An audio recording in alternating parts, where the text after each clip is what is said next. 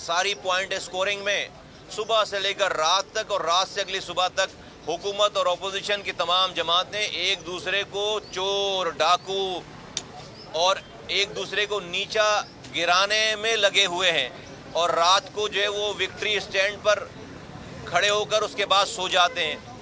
At the end of the day नुकसान मुल्क का हो रहा है, नुकसान आवाम का हो रहा है। इसलिए कि इस तमाम गुफ्तगू में, इन तमाम कार्रवाइयों में आवाम की कोई बात नहीं हो रही है। 25 करोड़ लोगों की कोई बात नहीं हो रही। किसी को ये फिक्र नहीं है कि किसके घर में भूख है, किसी को फिक्र नहीं है कि कहाँ पर किसी को दवा चाहिए, किसी को स्कूल चाहिए, किसी को रोटी चाहिए, कौन मर रहा है, कौन जी रहा है, किसी को फिक्र नहीं है। किसी हुक्मरान तबके को, किसी अपोजिशन की जमातों को, पार्लियामेंटेरियंस को, किसी को यह फिक्र नहीं है। सबको यह फिक्र है कि किस तरह से, अपोजिशन वालों को यह फिक्र है कि हुकूमत कैसे गिराएं, हुकूमत वालों को ये फिक्र है कि किसी तरह से अपोजिशन को किस तरह से बंद करें, चोर कहें, डाकू कहें, बंद करें।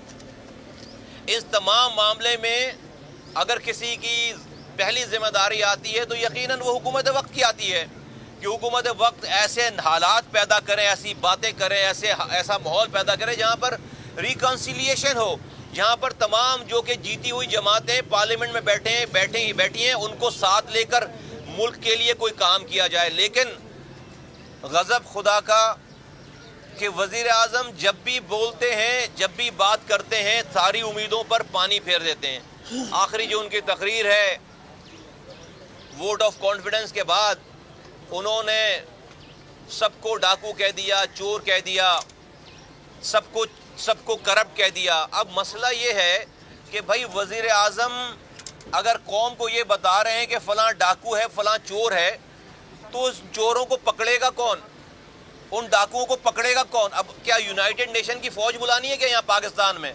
भाई अगर या तो हमें बताओ नहीं तो हम तसल्ली से सो जाएंगे कि भाई आपको पता ही नहीं कि ये चोर है डाकू, लेकिन जब आप हमें बता रहे हो कि ये चोर है डाकू हैं, अबे तो चोरों को पकड़ेगा कौन? भाई वज़ीर आज़म ही जब कंप्लेन कर रहा है तो फिर ये मुल्क के 25 करोड़ लोग कहाँ जाएंगे?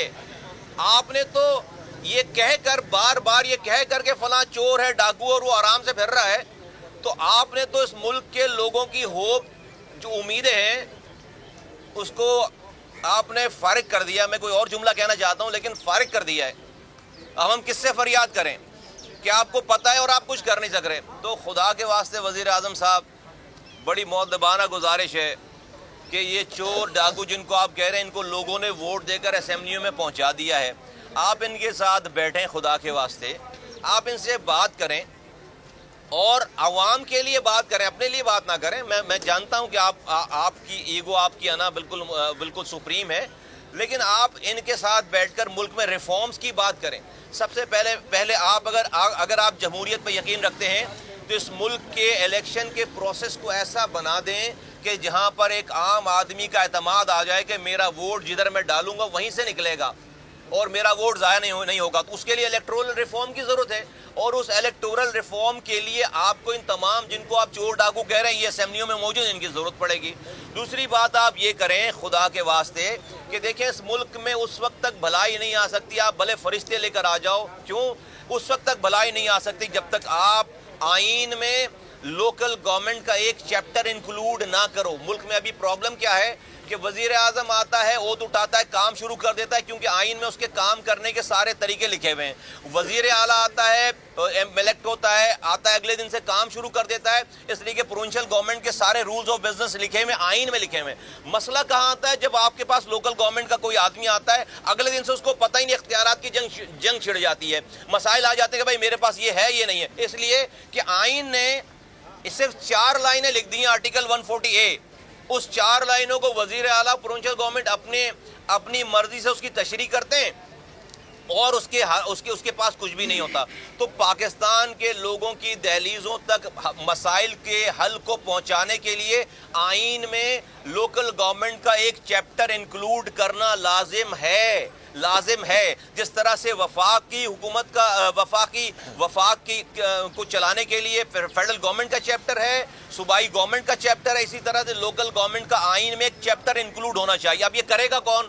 آسمان سے فرشتے تو آئیں گے نہیں, یہی اسی پارلیمنٹ نے کرنا ہے. پارلیمنٹ اس وقت کر پائے گی جب آپس میں مل کر بیٹھ کے بات کریں گے. یہ ہیں عوامی مسائل, یہ ہیں عوامی ایشوز جن سے پھر آپ ہیلتھ ریفارم کرو, آپ جوڈیشری ریفارم کرو, پھر آپ ایجوکیشن ریفارم کرو.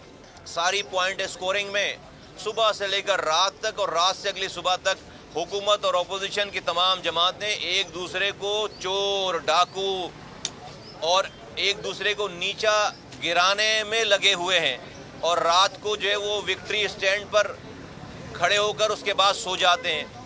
At the end of the day نقصان ملک کا ہو رہا ہے, نقصان عوام کا ہو رہا ہے. اس لیے کہ اس تمام گفتگو میں, ان تمام کارروائیوں میں عوام کی کوئی بات نہیں ہو رہی ہے. 25 کروڑ لوگوں کی کوئی بات نہیں ہو رہی. کسی کو یہ فکر نہیں ہے کہ کس کے گھر میں بھوک ہے, کسی کو فکر نہیں ہے کہ کہاں پر کسی کو دوا چاہیے, کسی کو سکول چاہیے, کسی کو روٹی چاہیے, کون مر رہا ہے, کون جی رہا ہے, کسی کو فکر نہیں ہے.